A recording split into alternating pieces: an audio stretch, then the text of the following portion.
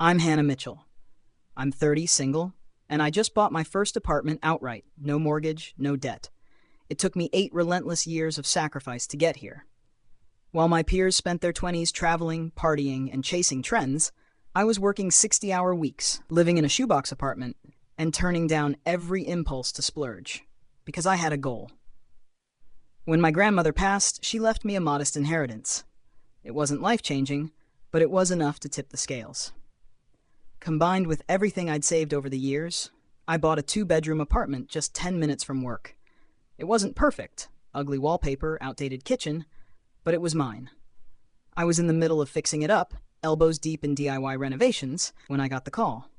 It was my mother. "Family meeting," she said with that sweet, manipulative tone she saves for when she's about to drop a bomb. She insisted I show up, with my favorite chocolate cake in hand. I should have seen it coming. My sister Lily, 3 years younger, always the golden child, was there. So was Kevin, her longtime boyfriend. So were aunts, uncles, cousins, everyone. Something was up. Then came the announcement. Lily was pregnant. Joy erupted around the room. I was genuinely happy for her. I clapped. I smiled. But then my mother's smile shifted. Too wide. Too practiced. "That's not all," she said. She looked at me.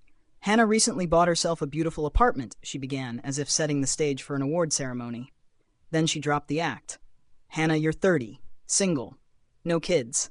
Lily and Kevin are starting a family. They need a real home. We think the generous thing would be for you to give them your apartment." I thought I'd misheard. My apartment? The one I worked 8 years for? The one I just bought with zero help from anyone? They weren't joking. My father agreed.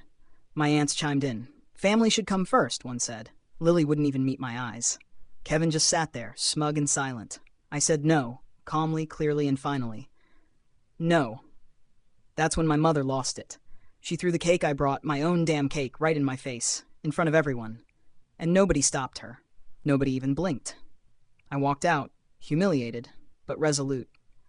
That night, as the frosting dried on my skin and my phone exploded with angry messages, calling me selfish, heartless, ungrateful, I remembered something important.